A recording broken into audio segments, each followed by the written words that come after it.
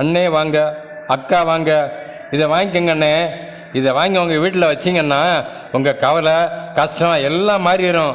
பணம் கொட்டுன்னு கொட்டும்னே, செல்வம் பொங்கி வழியும் என்று அந்த தச்சன் தான் செய்த மரச்சிலையை காட்டி குவிக்கிட்டே போனாங்க. அவன் குரலை கேட்டு பலர் ஓடி வந்தனர். ஒரு பெண், அண்ணே அது என்ன விலைண்ணே கேட்ட. ரொம்ப கொஞ்சம் தாம்மா, ஒரு 500 ரூபா தான்க்கா, வாங்கிக்கங்க அப்படின்னு சொன்னான் அந்த தச்சன்.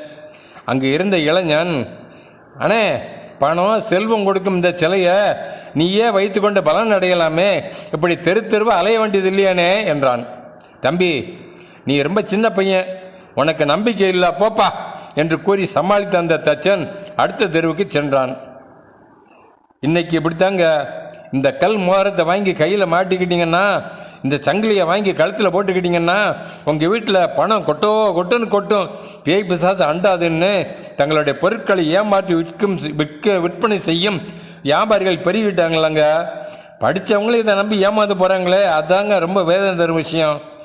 சங்கீதம் 40 நாளில் பொய்யானவைகளை சாராமல் சிலைகளை நோக்காமல் கடவுள் மீது நம்பிக்கை கொண்டவரே பேர் பெற்றவர்.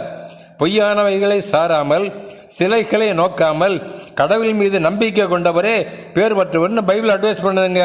அதனால மனுஷர் கைவேலைப்பாடாகிய பொருட்கள் மீது நம்பிக்கை வைக்காதீங்க, கடவுள் மேலே மட்டும் நம்பிக்கை வைக்கணுங்க. அவர் தான் உங்கள் கவலை கஷ்டம் நீக்கி உங்கள் கூட இருந்து உங்களை ஆசீர்வதித்து மேன்மைப்படுத்துவார். Okay friends, by.